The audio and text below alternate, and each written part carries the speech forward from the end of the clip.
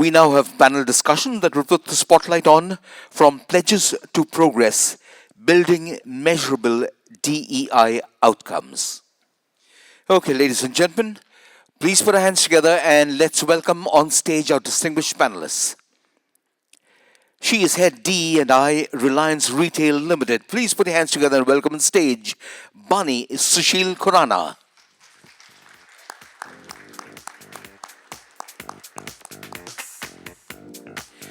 She is Customer Care Associate and Chief Human Resources Officer, Shopper Stop Limited. Please welcome on stage Nabamita Banerjee. Let's make some noise for the Vice President, Learning and Inclusion, Big Basket, Neelam Ahluwalia.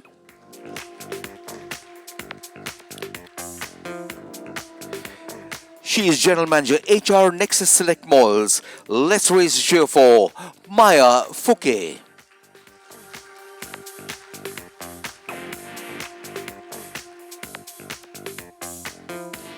She is head DEIB, Titan Company Limited. A warm welcome to Sanchita Ghosh.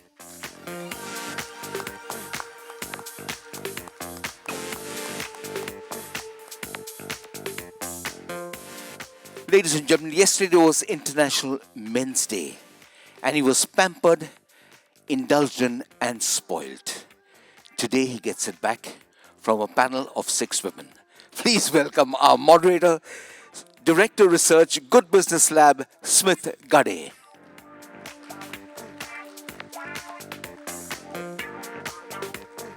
Smith, all the best. I leave you in great company, and I'm sure many of us envy you. Over to you.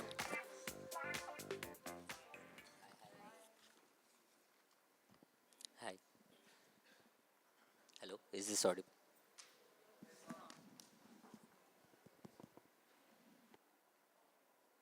Hello? Now it's trying. I think I think we could just move a bit so that everyone can see each other. Yeah, I think this would be better. Yeah.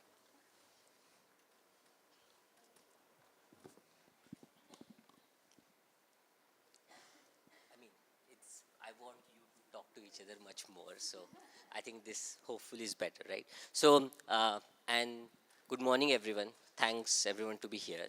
I think, as we heard, inclusion is what we are here for, right?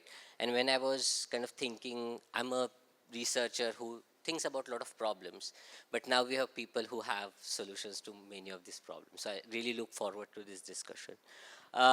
So we have among us people who have kind of led charge for culture change, changing people mindset across organization. They represent retail right now, but their careers have spanned decades across different organizations, right? So over the last decade, DEI has kind of gone from HR conversations to actual strategic initiatives for most of large businesses. And in those businesses, what we have seen is we have seen very strong commitments from people, right? Commitments about representation, commitment about inclusion, better practices. But as a lot of you would know that there's a lot of gap between what is being committed and what people on the ground, some of the stories we heard in the last talk, experience in day-to-day lives. So there are multiple challenges, right? For example, a lot of organizations like Reliance have expanded vastly, and the policies that are kind of implemented at central level need to go to, say, a customer care representative who has sales target. It needs to go to a delivery boy who has to go to house in 15 minutes. Or it has to go to a warehouse manager who is managing a warehouse in tier 3 city. So all of these kind of where a lot of vision meets the reality, right? And we want to see how this pans out. There are kind of challenges that this sector has, right? For example, attrition many times is more than 30% a year. That means even if you have a program, that means you're churning out people so high that you kind of need to think about this as a sustained effort rather than one-time program, right? And on top of all of this, we see a measurement gap, right? Where many times the measurements are, hey, do we have POSH policy? How many POSH complaints we received? Uh, how many sensitization training we did? Or a fraction of people, like what we call as diversity number, right? Or if you're a listed company, you have to declare how many board members you have, right? But apart, these numbers are important and good to get us started, but diversity, inclusion is much more. It's about people, right? It's about actually looking at career progression, equality, as well as how people experience the organization, right? So I think just with that mansplaining, um, I'll kind of start the question with you, Sanchita. So you kind of helped build the architecture of DEI for Titan. Now, when you are building this architecture across kind of different sector, because it's not just retail, but kind of where have you kind of faced lot of friction? Is it like alignment with leadership? Is it capabilities of middle management? Or is it just the harsh ground realities of business? It would be great to hear from you. Thanks, Smith. Um, I think challenges across all levels. Now, if you ask me truly where the challenge lies, I think more often than not, we have experienced it in the middle management. And you know, middle management is pretty much like a sandwich generation. It's like us, right? We are stuck between idealistic parents and rebellious, anxious youngsters. And so in a company, we will have great leaders with very bold DI ambitions, right? And of course, we'll have skeptical, slightly, hard-pressed for time frontline. And it's really the middle managers who who absorb the push and pull of the DIB agenda, right? So they are managing top line, bottom line, consumer complaints, store operations, and then you bring DIB on their agenda, which is probably the first to drop, when push comes to shove, right? So, and also to realize that, and why I'm saying middle management is really the key, and that's where the most challenges lie, is also that when you really want them, to co-opt into this journey, what really happens is that because of this pressure, their thinking brain is not kicking in, right? And DIE is a lot about slow, deliberate thinking, which needs to go into our action. And that's where I think what we are trying to do is that through our architecture, we're bringing in something called behavior-centric design into our programming in DEI. And how that helps is that we look at behaviors in three different ways. One, human behavior, we have, three parts to our brain. So there is a reactive part, which we are conditioned from childhood, and we react to a certain situation in a way in which we have learned to. Then there is a motivated part where we use, carrot, stick, reward, emotions, etc. And then there is executive function, which is very, very planned. A lot of our training programs that you see takes care of the awareness part of it, or at best clarifies expectations. But what we've seen is that at the time of action, managers are not able to do it because there is always something burning, and they quickly take a decision and they will not be able to look at DEI through that lens. And that's where I think system plays a very important role. So when I say behavior-centric design, we focus a lot on system. What are the nudges that we can place in the system when the decisions are being made? And hence, taking away reliance over people and bringing more system approach. I'll give you an example. So let's say if all your jobs, there is a role mapping has been done for all your jobs. It becomes easier to expand your pool. It becomes easier to talk about diverse hiring. When I look at performance management, for example, and we have a rating protection for women who go on a maternity break. Now, at the time of performance management, it's very hard for a manager to remember, right?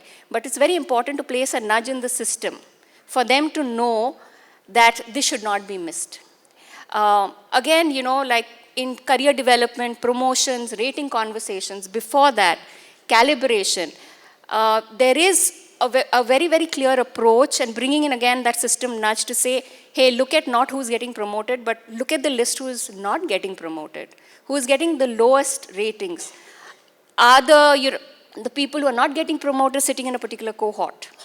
So, you know, kind of bringing in those system nudges, which really helps. I think the shift from, you know, depending on a person to act, to getting the system to act, I think sort of helps. And answering your question, I think it really is helping us address a lot of issues that we're facing in middle management, particularly with managers. Yeah, thanks, Sanchita.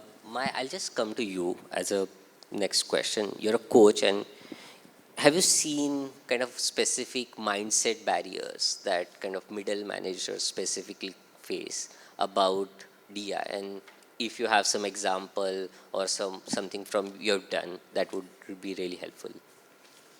So thank you for asking that, Smit. There are barriers, and there are unconscious barriers. So a lot of managers that we see, they feel that they are inclusive. So in their mind, they feel that there is nothing wrong.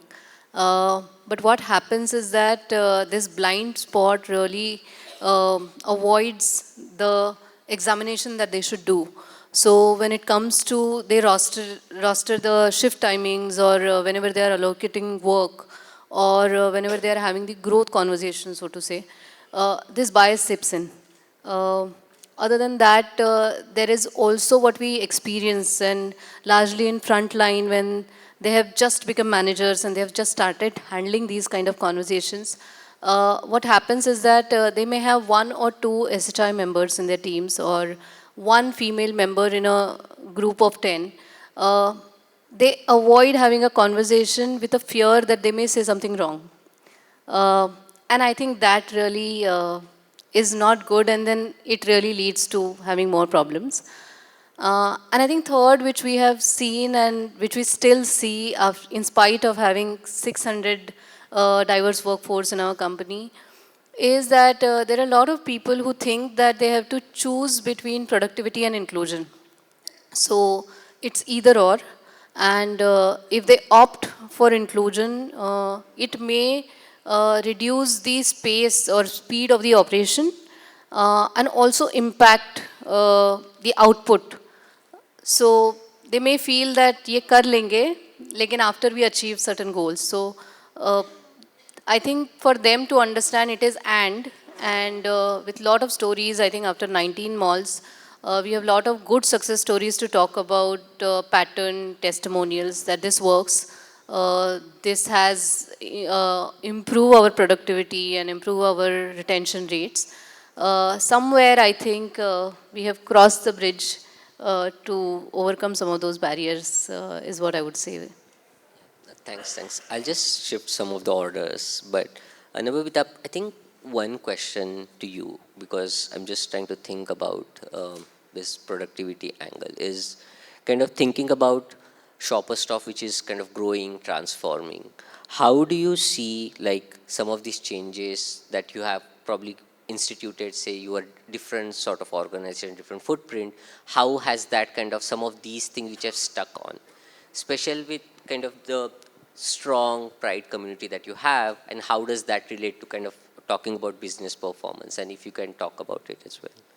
Sure. First of all, thank you for having me here, and very happy to be representing Shoppers Stop today. You mentioned 2 words. You said transformation, and for everybody to know what we mean here is since the last 2 years, Shoppers Stop has embarked on a premiumization journey. And there's a lot of focus around it. And when I say premiumization, it's not just about premiumization of the brands that we offer, but it's also about premiumization of the experience that we offer to our customers. To put it very, very simply, when a customer walks in expecting a premium experience, what they're also expecting is to see diversity in our associates, which are representative of them. So for example, if about 50% of our customers are women walking in our stores. They would want to see that kind of representation as well.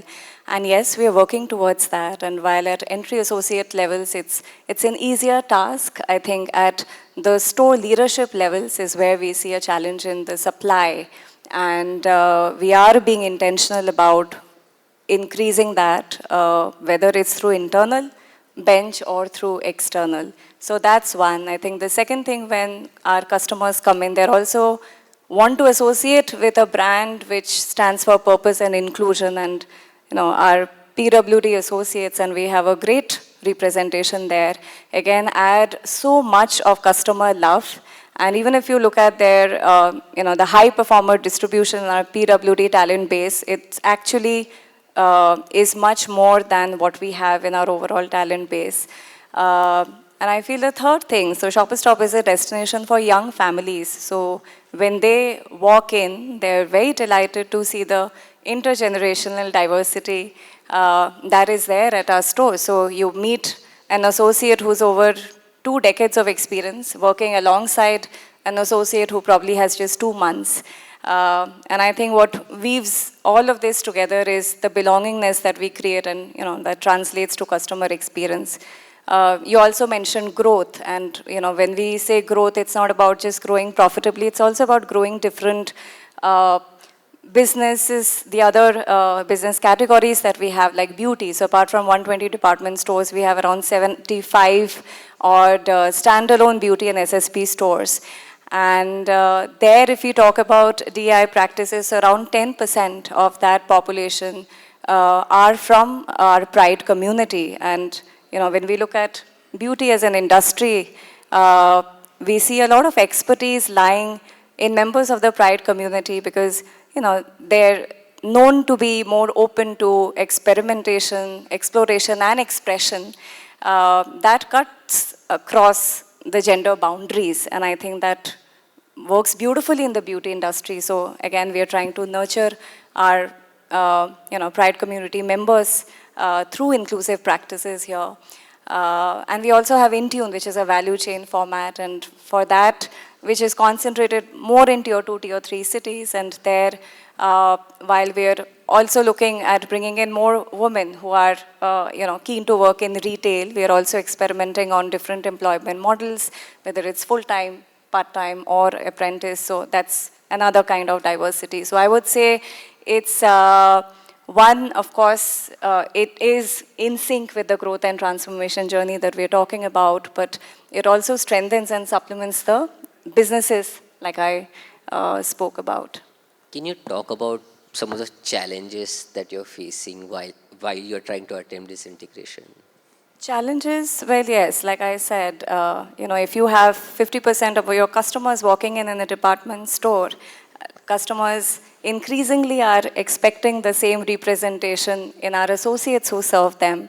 So at entry-level associates, yes, I think we're there and we can get better. I think the challenge we face is at our store leadership levels, whether they're department managers or whether we have our unit heads. And the reasons are, of course, the supply is limited, even when you look at internal and external availability. And few things that we do is now, and we're being intentional. So it's very, very important to be intentional about it, to say that, okay, if you're building a bench for, say, department managers, can we say that at least 25% have to be women in that? So it is an equity-led intervention, but slowly and gradually when we embed those interventions, you see the change.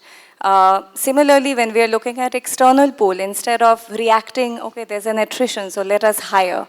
Instead of that, can we do a talent mapping exercise proactively of females who could join as department managers and track this weekly? I would say, as far as that, to track that weekly to see whether that pipeline is going to be able to meet our future needs. So I would say, that those we have to be intentional, and we have to also be accountable. When I say accountable, you have to measure these matrices, because otherwise it doesn't translate, it doesn't happen organically. And alignment, I think I wouldn't say our operations leaders, business leaders aren't aligned. I think they understand that we need to get there, but it's just that, just like you project your sales numbers, I think that rigor has to be there in the other DI matrices as well. Amazing, thanks. I will come to Bani. Like Reliance kind of continuing this transformation growth story. Reliance Retail has massively increased over the last 5 years, right? In terms of number of people employed, the store locations you have, the kind of things you are delivering. When you have such a vast expansion, right, and getting too many people in, there are chances that whatever you design, the DI policies you have, would kind of get diluted as you move along these things. How do you tackle some of this? Can you give us some example of kind of how do you kind of preserve that core that you have built? So, first of all, Smith, I feel there are not many risks because I think over the years, we've like grown by 5x from 40,000 to 2 lakh plus employees. So I think we look at it more as an opportunity than a risk, because when we grew, that's when the DEI agenda got embedded into the organization and got the seriousness it requires. Having said that, I feel personally and even professionally through and through, being in this space for 6 years now, I feel there is a huge risk of your values getting diluted, your consistency in practices getting diluted, and your culture getting fragmented. And that's where, for a scale like ours, we need an overarching culture where the foundation is very, very strong. And yet there is flexibility for the business needs and the local nuances. And I think that's what we've been riding on. And the risk essentially remains because a lot of times, because of operational efficiencies, because of speed, you are eager to scale up or probably, I would say, implement an initiative in one go. And that's where when the pressure comes and suddenly the DAI agenda comes to the forefront, that's where you need to step back and very intentionally say that, okay, let me do a proof of concept, let me do a pilot, let me learn, and then let me go full scale. So I think that's one approach that has helped us. Second, of course, is huge amount of standardization. I think we've believed in having a very, very strategic approach. We've never believed in tick mark activities. So even when we launched our DEI agenda in 2019, we first launched a phase to it, saying, okay, we'll call it we, because we is something people understand. Okay, the word speaks for itself, togetherness, amalgamation, and things like that, so that people know something related to DEI is happening out here. Then we moved to standardization. We gave it a framework. We called it 3E. We engage, we empower, we employ. And that's where we thought that any agenda related to DEI happening in any part of retail, whether it's an FNL or a grocery or a jewelry or trends, would fit into these 3Es. And therefore, we would have some standardization at the central level, and yet we would have people doing their own thing in a way so that, let me give you an example. As you said that, give me an example. So talk about values, we have 6 core values. So those values have to be knit across the Reliance group, whether it is retail, whether it is you, whether it's RIL. So those core values remain intact. But how do we demonstrate those values when it comes to retail, and within retail FNL, that could be different. So those are the nuances, and of course what's helped us through and through is standardization. We have sensitization workshops on unconscious bias at pan-India level. But how we have them at stores is very different from how we would like to have them at DCs and how we like to have them at offices. Because, the communication till it reaches the last level and the message to remain the same. That's the biggest risk, and that's the greatest protection you'll need, because then you'll need a hybrid approach there. So essentially, these have been the things in a nutshell. We also have value and behavior workshops where people know that, okay, these are the values which are non-negotiable, whether it's integrity, whether it's respect. So when it comes to Gen Z, probably their way of demonstrating respect could be different, but then they have to respect across levels. So I think these are a couple of challenges. I mean, I can go on and on, but yeah, in a nutshell. Kind of just on that front of kind of standardization, I'm just asking this because examples are good. And have you had something where kind of this DI kind of transfers back to business as in operations, and you have some of these standards. These are the values, these are agenda we have created, and now your business leaders, even sales operation perspective, start seeing some of the benefits back. If you can give some numbers, example, that would kind of help us as well. So I think there are 2-3 key flagship initiatives which are very close to our heart. I would talk about one in the interest of time. It's a We Women Leadership Program we crafted way back in 2019. And again, this was not with the intent that, okay, we want to just kind of, kind of just upscale or help high, mid to senior level women achieve their highest potential. That was the intent we crafted it with, and we did a pilot with a batch of 20 women. Now, we really literally didn't know whether it was an L&D program because it got branded as a leadership development program. But what it turned out to be was that it actually changed the mindset of women, which helped them eventually achieve their own fullest potential in some way or the other. And it was very fluid in the beginning, very difficult to measure. It was an aspirational program, no involvement of the manager. Of course, manager was kept in loop so that these girls could get the flexibility to, attend the CRTs. Mentoring was a key element of the program so that they could navigate within the Reliance ecosystem better and, kind of deal with nuances of the retail industry. And the cohort was just helping them break the glass ceiling, So mid to senior level women, just 20 of them, 2019, I still remember. And we did a pilot, we kept learning from it, we curated it, we did cross-functional mapping as far as mentoring goes. We did a whole lot of nudge calls to understand how the program was impacting their personal lives. And today we are at a stage where I can say with pride, why we'll have a long journey to go, that we have about 220 plus women who have been kind of certified under the program. Consistently, it's been running since 2019 across 10 batches. We multiplied batches. It had a ripple effect of people coming to us and saying that please enroll us. We could not accommodate more than 20 in a batch.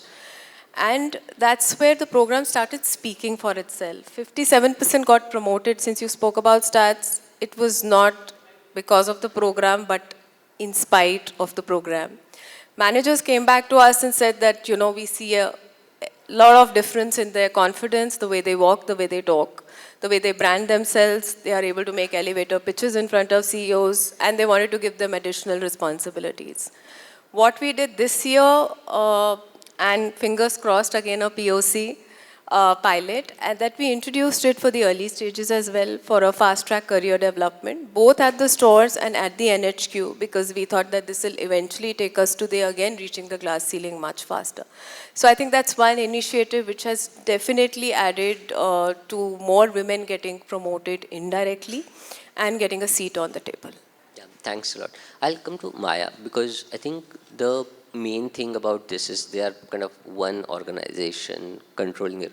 But for example, when you operate malls, right, how do you kind of even think about standardizing? Because most of the people who are employing are other employers. How do you standardize some of these DEI features in this setting, which is very different?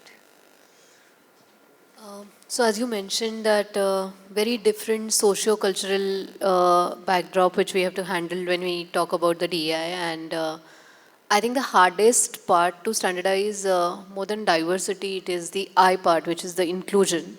Diversity I would still feel is relatively easier or visible so that you can measure where do you stand. But when it comes to the I part, which is more about how my employees feel after they are onboarded, or how they are treated, or do they feel safe. Now when we talk about some of these things, that's where we feel that that's a little harder to capture. Also we talk about the inclusive hiring at a central level.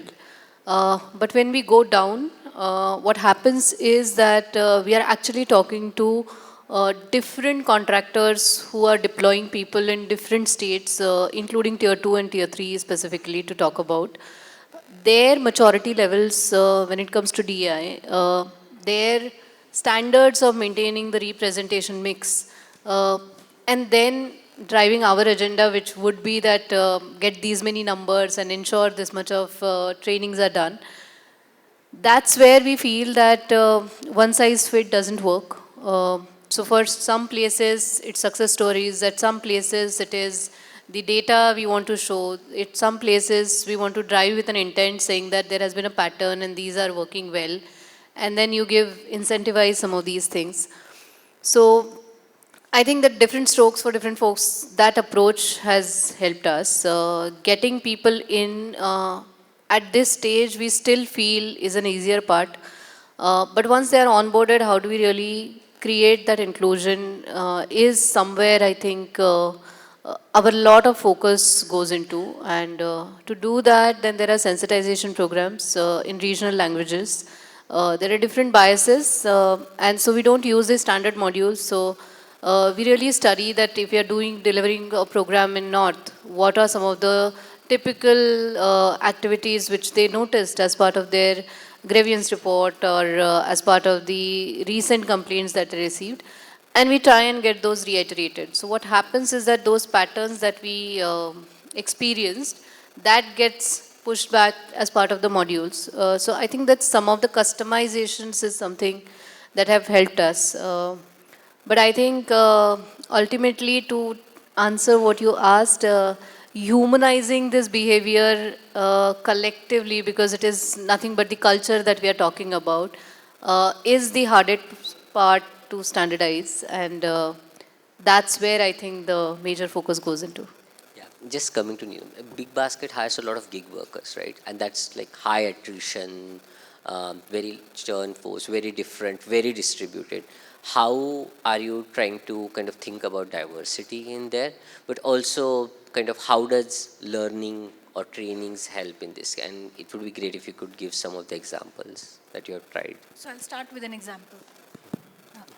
So I think 10 years ago, we didn't have women in the workforce.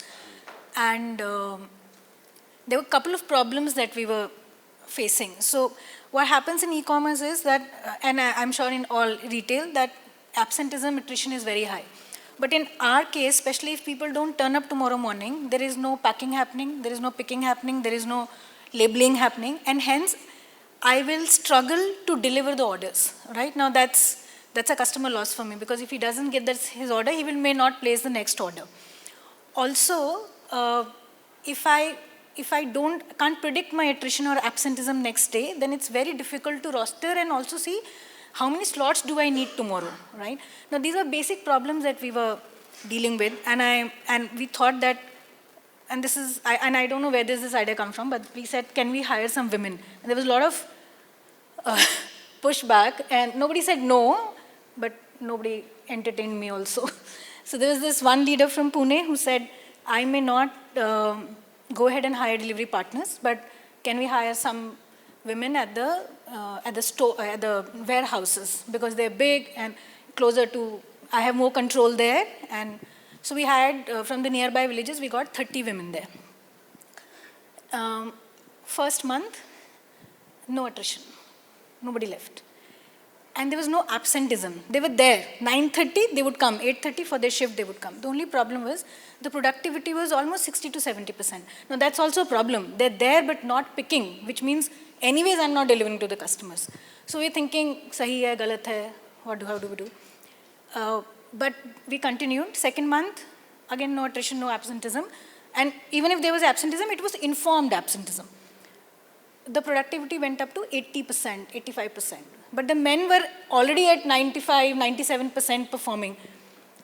By the end of a quarter, almost 33%, which is 10 to 11% of the women, were at a productivity of 95%, right? And we thought we've cracked it. So we hired another 30 women there. Slowly and slowly, we were able to solve attrition problem because there's hardly 1 or 2 women that left. Absenteeism was not as high as men, right? So they would, and most of them would be planned. They would tell, I'm not coming tomorrow, I need a leave, or whatever it is, apart from weekly off. I think one of the things that we never thought of was we would pay a lot of overtime, right? But women would want to leave at 5:30 because unko bus pakadna hai, right? So 90 to 95% productivity with no overtime. Now that's a bonus, right? After that, you don't need to sell DEI. I am solving your business problem, right? And I think after that, I never sold DI. It's a self-sustaining thing because you're solving business problem. So I think when you say high attrition workforce, and I agree to whatever you're saying, but I also believe that once you look at a CSR activity, I think it loses the essence of it. Why are you even looking at it like that, right? You have to solve business problem and that can be solved irrespective of whatever gender. It's a capability game. It's not a gender game. I think once you enter with that mindset, I think the stage, it gets solved itself. You don't have to do all things. I would also want to go back to, when she said systems thing, I think that's also a very powerful thing. You let the system solve the problem, right? You can go and sell to one person, third person. Some people may buy, some may not. But you see, they intentionally, all of them want profitability. So though you may come with a DEI agenda, and that's not as important as profitability or sustaining the business or ensuring that we are delivering our numbers on time. So if you're able to bank on that and help the leader solve the problem, then there is no problem. So just in this case, right, like did you change anything that you used to do differently, right? Like you had like changed gender composition of workforce. Did you need to then make, say, different learning modules, different infrastructure adjustment? Yes. What kind of that looks like? Because you told the success part of story, but you didn't tell about the work that you had to do to make sure. The work started after that, because at that point we didn't even know that whether this will, as she said, pilot. I didn't know whether the pilot will work. And then the journey became difficult because we had very basic. We didn't have a washroom. The women, because it's a warehouse built for the last 10 years for men, right? So now there are women already there because now everybody's getting impatient. Everybody wants to reap the benefits. So they're hiring, right? But you don't have the infra in place. You don't have the policy in place. You don't have the interviewing in place. In some places, they hired only one woman. Now, she will not stay. You need to hire in groups probably to give that safety. There was a lot of sensitization. There were no women leaders. And I agree with all of them. Hiring mid-manager women leaders is difficult. It's not a cohort available in the market to hire. It's not a plug-and-play resource. But at that time, that was not the problem. The problem was I didn't have enough space, right? There were no changing rooms for them. If the warehouse is in a place which is far away from the city, which is the way it is, then what do you do about the transport? What do you do about the infrastructure? I think all of this we started pulling together after we started seeing. So we prioritize. Wherever we see that the women are already in there, we started building infra for them. So changing rooms and whatever. The uniforms were not available, all right? So building uniforms, providing uniforms, providing other things that are available, like, maybe a resting room if you need to. All these things need to be built in. How do you ensure that? Do you want to have some more leaves for women? Do you want to ensure if the woman has a child? And most of them it happens, you don't plan for them. There are times when they will bring her 2 children because ghar pe koi nahi hai. Now what do you do? Because it's a warehouse, you can't have people below 18 years enter the warehouse. All these problems, or I will not say problems, I think all these challenges started coming in and we solved it one by one. It took about 2 to 3 years. We are definitely at a much better place right now, but initially, it's like we've dukh aur sukh saath mein, right? We were happy, but then what do you do? Because now you want to hold. It's like you've found a goldfish. Now, how do you ensure that she's alive? So I think, but I also think that once your intentions are very clear, the leaders are able to see the results. They themselves will find solutions to it. You don't have to push it at all. They'll come and say, this is the new problem. How do I solve it? We did hire somebody from outside also to tell us, because we were also new in that space, whatever we knew we could implement. And then I think all put together, 2 years, we were good. Yeah, thanks a lot. I'll just change the kind of the type of questions now. We'll go more towards measurements, right? Like, and kind of seeing, right? So I'll just come to you, Bani, first, and saying that Reliance is very data driven, right? Like, how are you kind of building, what are the things that you're tracking? And then can you give us some example of like, hey, this is one thing that our kind of from DEI kind of dashboard measurements is something that kind of gets a lot of operational attention? See, of course, a company of our scale, we can't be riding on not on data. It's very, very important. So of course we have a whole lot of intelligent dashboards which we refer to, and we are putting a whole lot of efforts in terms of strengthening real-time data with respect to diversity dashboards as well. But currently, having said that, I feel the maximum effort goes into what are we arriving out of those intelligent dashboards. For example, if it's recruitment, then if I'm looking at my band of associates, okay, how many have I hired within a span of certain time? Now, if I hired the X, how much of that got promoted? So, how do we slice and dice the data is something we spend a whole lot of time on, and we have dedicated teams for that so that, relevant information comes out of that. And of course, all the dashboards available have access or are given access across formats, Besides that, I would say that there is an intensive in-house voice employee survey which we do, where inclusion is a very, very important parameter. And a lot of aspects within inclusion and diversity are added to that to understand as to where are we doing well. Again, a lot of analytics is provided to my team, to the other D&I champions across who work with me, to understand that, okay, which format are we failing in and why, what is the analysis, what is the score, so that's another one. Besides that, I feel a lot of times, because of the hybrid approach we use in terms of, conducting physical sessions as well as having a whole lot of modules on the LMS portal, we have provisions of a lot of dashboards which create healthy competition among people, so right now, as I talk, there are people who are struggling for, having golden certifications in unconscious bias and getting certified. And there are these roller dashboards which we keep highlighting to create that competition. What's lately also happened, and we publicize it to the last level, is that while we've been a part of the Great Place to Work survey, this year we've also won the GPTWW, which is the Great Place to Work for Women, which again is based on a very important and intensive audit, trust audit, and the culture index. And so a whole lot of scoring goes into that. So these are some of the metrics which kind of help us communicating them and then further sharpening and strengthening them to convert them into real-time data, besides the data which my team keeps circulating as a central team. That's just one part of it which happens manually, So these are some of the things. I'll come to you, Sanchita. Can you kind of give us an example? Titan also does dashboard, everything, where you got some insights or some number for dashboard, and that change decision, surprise people, or change resources.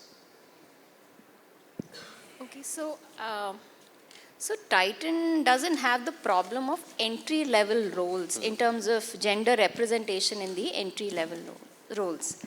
Now, there were two things that were surprising when we began the dashboards. Particularly, we will say, we have a problem with the, like Nagesh sir pointed out, the middle management and the senior management, the representation of women per se in middle management and senior management. And that has been a little concerning, while the entry levels has been pretty healthy. So what we did is that we also look at the retirement data. We look at retirement, we do a retirement analysis, and that actually goes into our dashboard simply because we plan 3 to 4 years ahead. But what we've seen is because Titan has low attrition historically, which is great. Now the business is expanding, there'll be new roles, but at senior level roles, those positions are already occupied. So how do we bring in diversity in senior management? Because when we speak to women at entry level or any other level, women say we don't have role models in middle management or senior management. And naturally, those positions are already occupied. So a way to look for as a legacy organization is that we look at our retirement data and we plan 3 to 4 years ahead, simply so to look at succession planning a little more closely and also to see how we can bring in diverse talent, probably look at accelerated career pathways for diverse talent through succession planning in those roles, and therefore achieving the role modeling that we want at the senior management level. So that was an eye-opener. And so we continue to have those conversations. Of course, we go back and forth, but reasonably okay data point. The other that we look at is specifically women in sales. And when I say women in sales, not at the entry level or the associate level. Women in sales in managerial capacity, which is store managers and upward. So store manager, area sales managers, regional business managers, etc.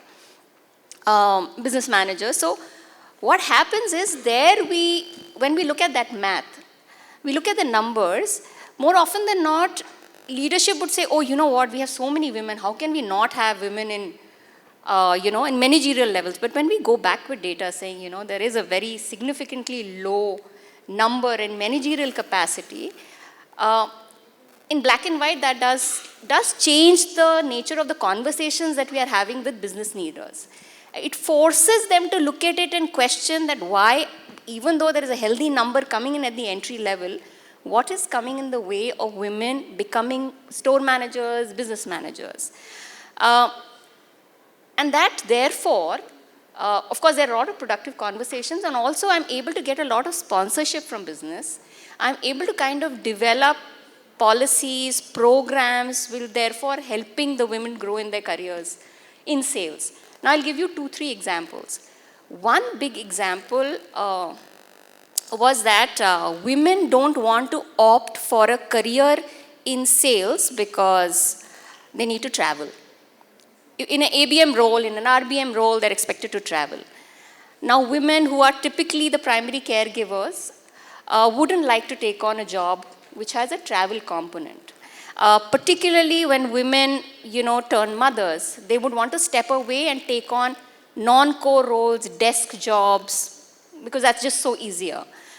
That's when we try to crack that by bringing in a policy for all women, also benefiting sales, where if it's a nursing mother, until the child turns 3, and should there be a business travel where they're supposed to go, a working mother can travel with the child and a caretaker, no questions asked, and Titan takes care of the travel, boarding, lodging. What it does therefore, and again, no questions asked on the caretaker. It could be a husband, spouse, partner, mother, mother-in-law, friend, cousin. We are not going to get into that. As long as the baby is taken care of, it significantly impacted the number of women who began to raise their hands for ABM roles. And it was easier for us to sustain that. So that was one example.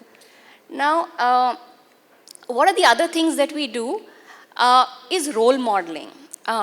Store managers are not able to see more women in ABM roles. So how do we sort of bring that change? So that's where we started dialoguing a lot with the store managers, with the ABMs, and bringing in the senior women leaders to have conversations with them, because that's when they kind of share their unique lived experiences, their journeys, their struggles, being in a room full of men. And I'm just sorry to say, but sometimes we just need that sense of community, right? Among women, to drive them, push them, pull them, all of that. So I think that community building became very, very important. So we now started nurturing samudaya, communities, to kind of strengthen that belief that we can do that. Now there is a third problem which has come from this data. I mean, post the data, we did a diagnostic, a forensic to see, okay, what's going wrong. The third piece, women in the cohort in an RSO level, senior RSO, floor manager, they don't dream. Because women are not conditioned to aspire, to be ambitious, right? Now that's the difficult one. And I think we're still trying to figure out how to crack that. Because if you don't dream, no matter what I do from a company standpoint, I cannot make a person dream and aspire for something which can be so much bigger, and they can do it. So how do you sort of then create programs, interventions to, sort of manage those self-limiting beliefs about yourself and what you can possibly do? So that's where we are. So those were a few of those examples. That's excellent. I'll just quickly come to Nabamita. if you have looked at data and say how that data has kind of, for example, looking at attrition patterns by roles, gender, and has that given you some insights about, okay, do we want to change shift timings, roles, nature of roles?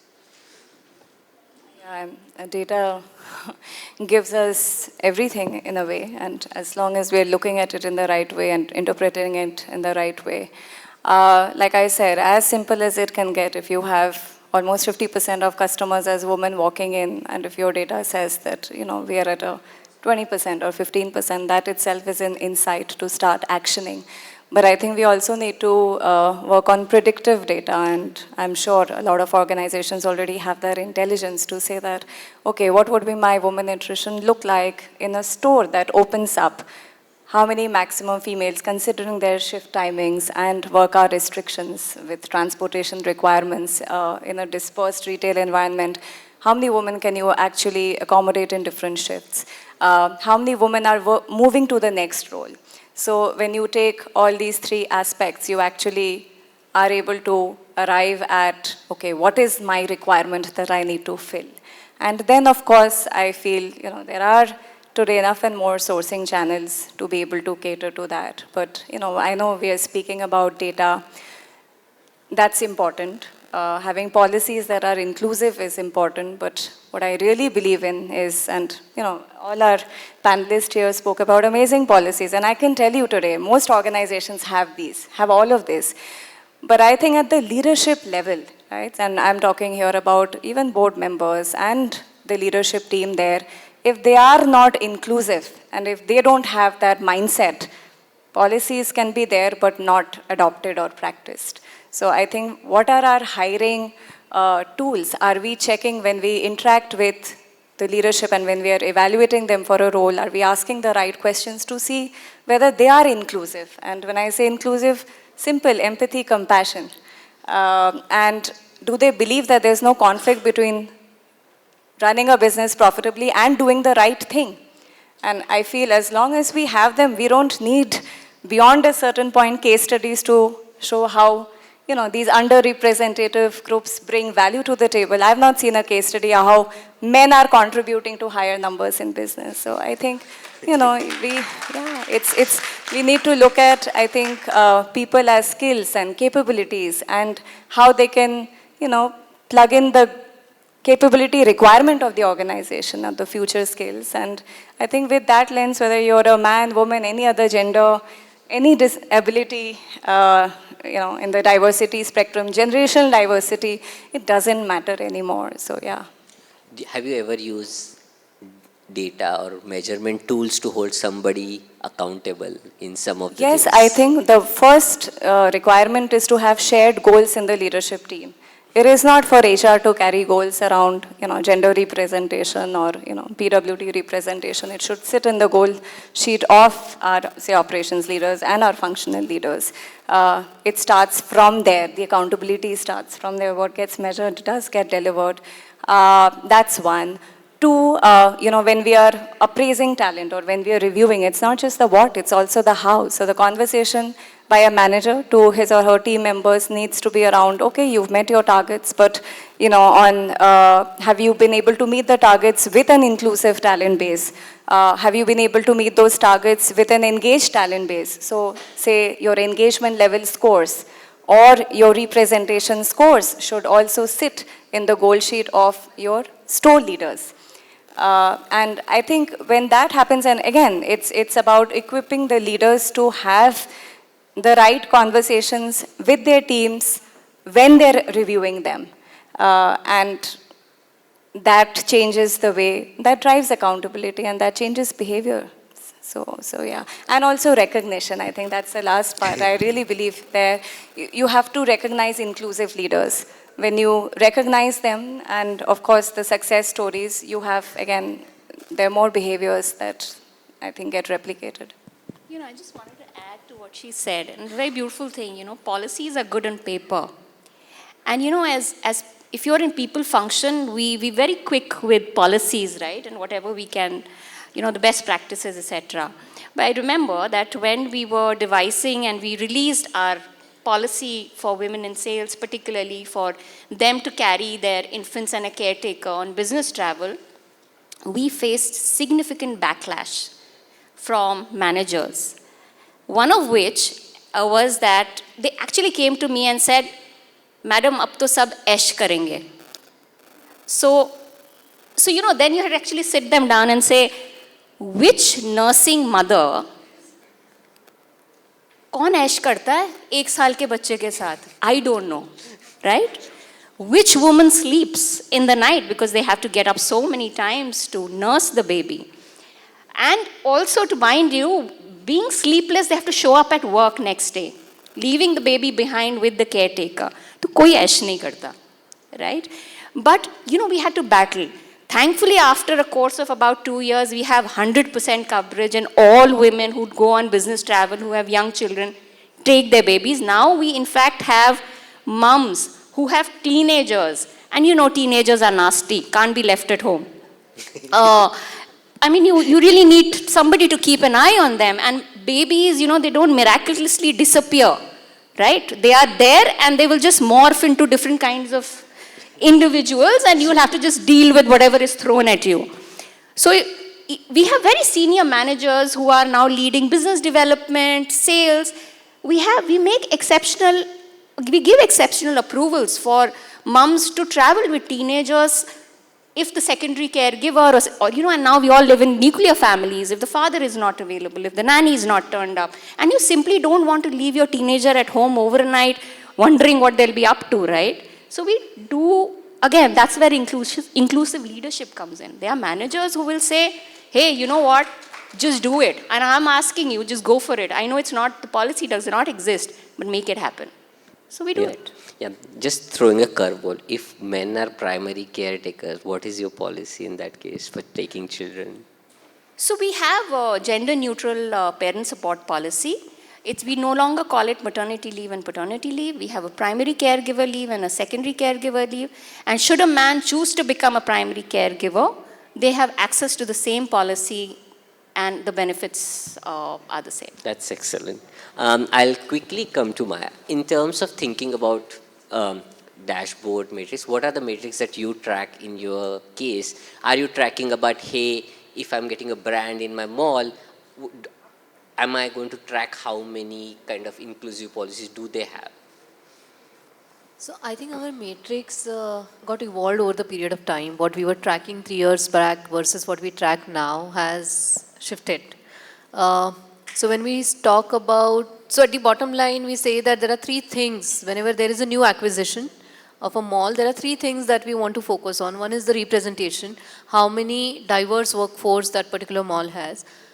Second is about the retention. So a lot of things what we talked about, which is gender inclusive policies, so to say. And they are extended to the customers. So when we talk about pink parking, so in all the malls, there is a reserved parking for the wheelchair bound people plus the female customers who walk in, or the ramps or any other infrastructure related thing. Third, we talk about the growth.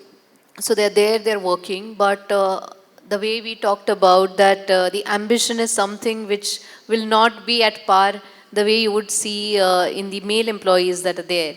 So how do you really unleash that part? So these are the 3 things around which all the metrics that we kept tracking got evolved. So talking about the representation part, initially it was all about that we used to say that we want to reach 30%.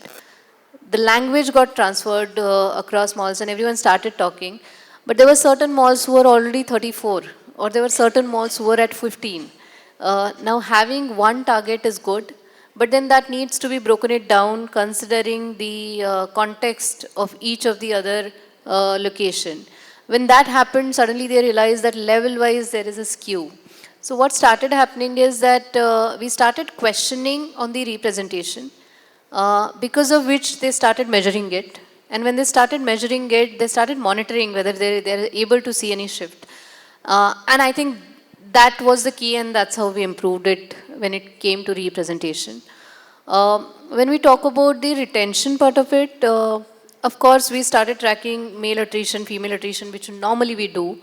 But one of the surprising things and which resonate with what we talked some time back is that for a lot of males, the reason for leaving, when we actually ranked their reason for leaving, the better compensation or better growth prospects topped the list. But for a lot of females, the top 2 or 3 reasons were about work-life balance, about personal reasons, which is about they had to relocate because the spouse relocated, or marriage, or some other family condition that they have to prioritize their personal life and hence they're leaving. But I think that gave us a good base, helping us understand what is that we should do. So identifying the roles, giving them those confidence that there are policies and practices which you can still handle. If you're relocating, there is a role in the city where you're going. Or if there is a personal front, there is a commitment, this is how you can still handle it. And then there is a crash or there is some other facility which is there. So I think that confidence and the understanding of the data that we studied really gave us a boost that what initiative that we should invest in, than really following something which is vanilla or just adopting something from outside. And lastly, when we talk about the growth, which is again related to the ambition part, what happened is that recently, a month back, we have launched a program named Womentoring, where a lot of top level female leaders are mentoring the mid and junior level female associates in the organization. What is going to happen with that is that they see that there is someone already there, been there, done that. And in the same organization, if I'm really shadowed by that person, I do have a scope to reach there. So there is this ripple effect. Of course, there is a reverse mentoring also. The top leadership who are in the female category, so to say, they get the confidence that they are impacting lives. And then there is this personal branding, grooming, which gets enhanced. And also for these other females who think that they have someone to talk to, they are someone to look up to, who have gone through the similar challenges at that life stages which they are currently struggling with. I think that's how we have been able to do it, and some of these metrics showed us that mirror that what is that we should do. Yeah, So yeah.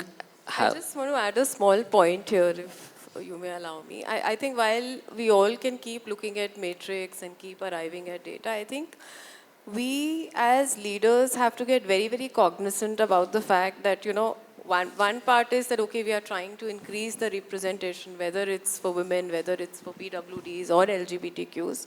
But end of the day, are we really deep diving into how many of them got promoted, how many of them got retained? Because if that is not happening despite our intervention, then I think inclusion is just cosmetic and it's not intentional. No, So I agree. I think that's the most important thing, and therefore we all need to value as to how do we, you know, look at inclusive mindsets, and very difficult to gauge as to whether one's mindset has become inclusive or not, but consistent efforts there so that it gets converted into a demonstrated conduct. I'll ask the final question on this kind of category is then what is the best indicator you could have for kind of inclusion in, like, say, gig or in general, like belonging, inclusion, not just representation? So I think for me, what has worked is the survey, the pulse surveys that happen naturally. There are 2-3 reasons for it. Most of the gig workforce is not very open in groups, at least at our level. Also, it's important that you connect with them time to time, because connecting time to time helps a lot. So pulse survey gives you a lot of insights of what's growing and what's not. So, for example, grievances, right? If a less grievance related to inclusion doesn't mean that there is nothing happening. It can be lack of awareness also. They don't know where to go and what to do. So I think small things, but happening consistently. Like if your grievances in the category of women has really gone down in a particular Do you really want to know that? And I want to give you this example also. So for example, at a particular village where we had a warehouse, the number of women taking back, saying that I want to complain, but I will not write it and give it to you. All right? And the number of women leaving after they have complained went high. Now that's an indicator. You don't need a pulse survey for it, right? Very small, very basic metric, but we went deeper into it and we found a deeper problem that we took us about almost 8 months, 9 months to solve. We had to really take some bolder decisions of who's doing what doing, ensure that the security teams are involved. But if this could have been gone, we would have been very happy. There's no grievance coming at all. But it's not grievance, the fear that's gripping that. And also understand the setup. Context is very important. Context in this room is very different from a context in a small village in Haryana. The context is very different there, right? You don't expect women to come out and say, "Ye mujhe pareshan kar raha hai. Yeah, I don't want to do this." Employability, also the kind of setup it is there. So I think look at data, look at less data, look at more frequently. And I think wherever you see things that you think are not matching, probably want to understand why is it not matching. So I think that has helped us solve a lot of problems. I think what beautifully works here as well is, you know, having ERGs when you have employee resource groups. Like for us, for each of our verticals, whether it's gender, whether it's PWDs, sexual orientation, generations, we have ERGs for, you know, each of the pillars, and we've made sure that even people at the operations level are involved, so that we are closer to the realities of what are the needs of each of these cohorts. Yep. So I think that's another important aspect. Yep. I have one final but very short answer from each one of you, right? What should be the DI priority for retail sector or for your organization next 5 years? Small, quick answers.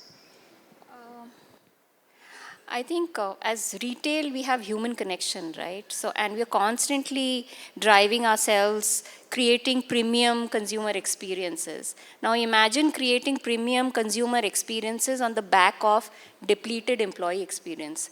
So I think creating very targeted employee experience for retail, I think will become critical in the next 5 years, and building safety nets again around individuals, families, and community, because now we are living in a world which is disjointed, fragmented, and lonely, right? Which means you have health issues, you have mobility issues, you have safety issues, you have financial strain. So how are we kind of looking at it from individual, family, and in community level? I think being in retail, my customers see my organization through my front-end employees. So they're the face of my organization. So that one thing, if I need to focus, it'll be strengthening the inclusion for the front-end staff, and then working on the experience of my customer through that. Yeah, I think as retailers and again consumer front-ending organizations, we have a great responsibility and also an opportunity to do positive messaging. So one, mirror the representation and the diversity that we see in our customers. And two, I would say, be clear about your purpose and demonstrate that, because increasingly customers would resonate with organizations who show that added sense of purpose. So yeah. I think I would also like to build on Maya's point of view. It's more about, you know, focusing on the frontline staff because they are the backbone for retail, and also about their entry into the managerial workforce. So I'll just take another minute here. From what Mr. Nagesh spoke about, I think, sir, we have a lot to do even in the PWD space and even in the space of, you know, the associate workforce. So what we've recently done is that we've launched Reliance Samarth, and if all of you have your mobile phones, it's already up and running. It's a digital app, And it's a platform which gives a provision for all the associates in India to bridge the gap between education and opportunity. So at the click of a button, they can get trained, they can get certified, and they can be ready for employment, not just for Reliance Retail, but for entire India. And we are at a 2 lakh plus there already, out of which we've inducted about, I think, 1 lakh plus within retail. And you can definitely induct the rest. It's all available on the platform. What we've recently also done is that we've made it inclusive by introducing a 7th language, which is the sign language, because we have about 1,000 plus speech and hearing impaired employees who are working with us. So 5,600 plus people have been pre-certified through the app using this. As a second step, since you spoke about 5 years, we have an extension of Samarth, which is going to be coming up. We yet looking at it, but that's going to talk about career journeys, career progression, and not just look at the vertical upward movement, but also cross-skilling, diagonal skilling, so that people who are frontline can also get into the managerial workforce. So I think that's very, very important as we go forward.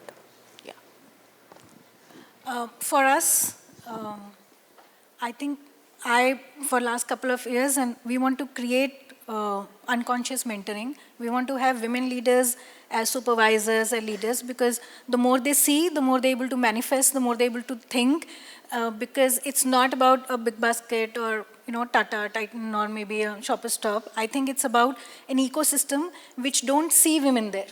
So if you're able to create those small role models everywhere, they see, they'll dream, right? And the idea is to create that so that we have more inclusive workforce. Again, as I said, that is sustainable. Neelam doesn't have to push it. It gets pushed by itself because women are now thinking about it. Yeah, on that note, we'd like to end the panel and thank you for everyone to listening this to us. Thank you.